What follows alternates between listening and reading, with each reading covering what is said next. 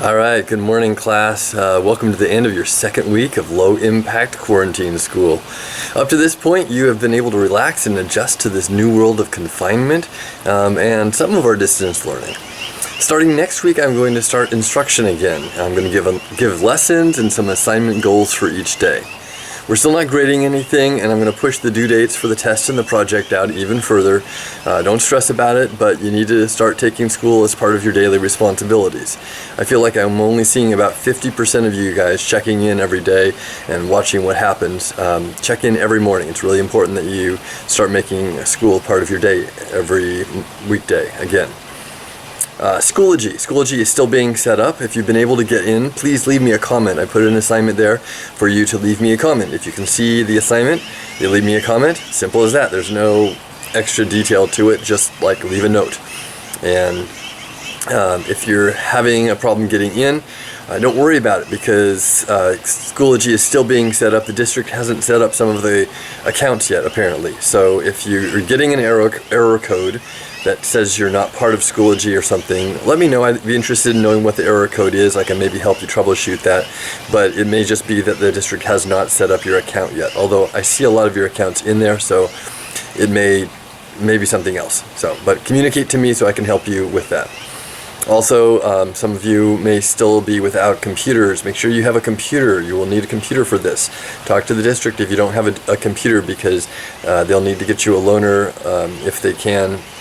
So you're able to work on things like TCI and Schoology that just don't work without a computer. Goals for the week. Make sure that you can get into the following technologies from home: Google Classroom, TCI, Zoom. We're going to have another practice meeting today at 1 p.m. I will post the join code for that with this assignment. Please join us for a little bit. Let's see, even if you've been in there before. I heard another teacher had 79 students on at the same time. I'd like to see if we could get close to that. We had, I think, at 40 at the most once. Also, Schoology. Practice getting into Schoology. All right, the topic of the day is human missions to Mars. So I was reading a little bit about a study that's going on related to human missions to Mars, and so I thought I'd share a little bit about that with you, so you can start thinking about how what you're doing now relates to a mission to Mars. So right now, space agencies around the world are planning missions to Mars. It's going to be a tricky feat of engineering, but we know it can be done. It's definitely something that's in the realm of possibilities, and whether we have the money to do it, it is really the biggest challenge to it right now.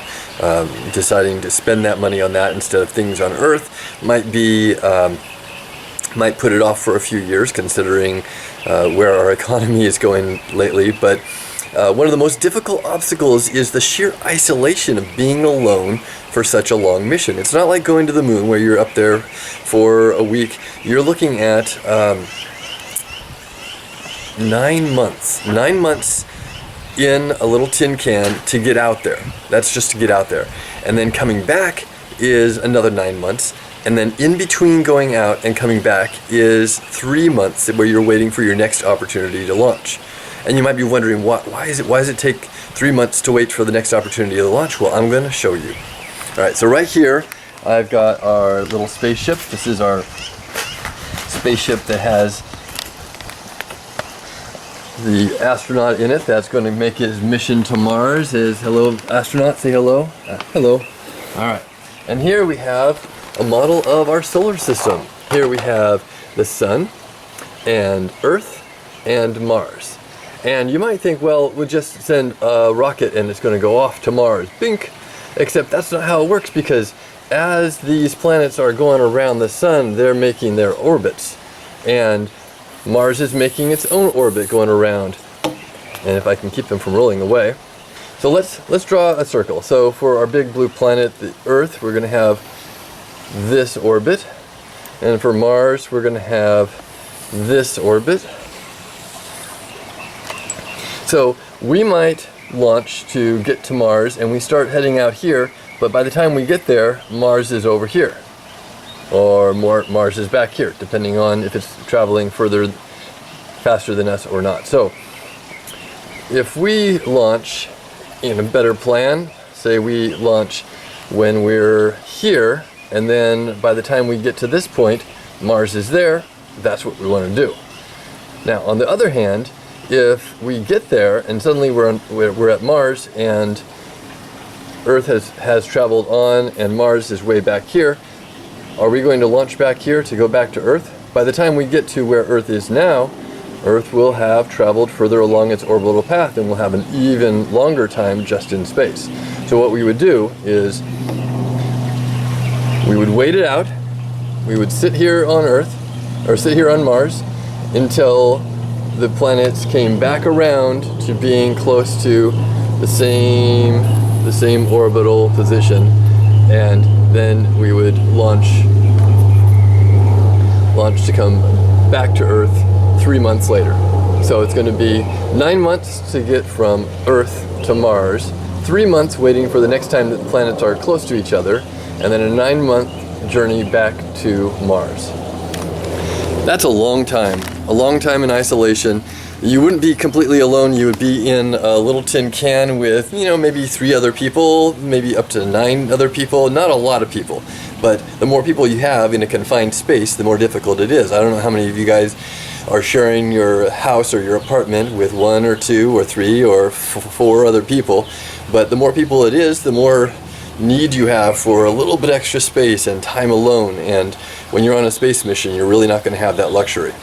So hopefully you're along the mission with people who are responsible and respectful and help you along. And when you get to Mars, even though you guys can get out and walk around a little bit, you're still pretty much confined and stuck with them. So over a mission of 21 months minimum, so let's say 2 years, 18 months of that is stuck in a little tiny space with these other people all the time. That's going to be tough. It's going to be tough. So there is a group of researchers that are master's students at the Carnegie Mellon University that are doing a study to see how this current quarantine shelter-in-place situation is affecting people around the world, and how that would translate to what it would be like for astronauts that are traveling to Mars. And they have a form you can fill out to share your experience if you want to be part of their study.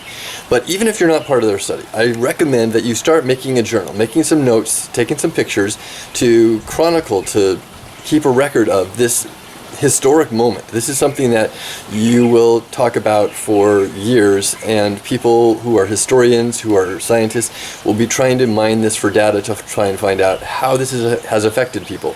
How do people respond in these situations? What are your activities that you turn to? How did your relationships with other people change? Did they get better? Did they get worse? Did they start out worse and then get better? These are interesting things we want to figure out.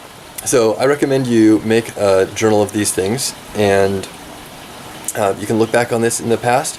Maybe when we come back to school next year, we can have a discussion of it, and you guys can share what it looks like when we've come out of hiding and we're back to our normal world. I hope you guys are having a safe and healthy time at home, and I look forward to talking with you again today at 1 o'clock. Have a good day. Stay safe, stay healthy. Bye-bye.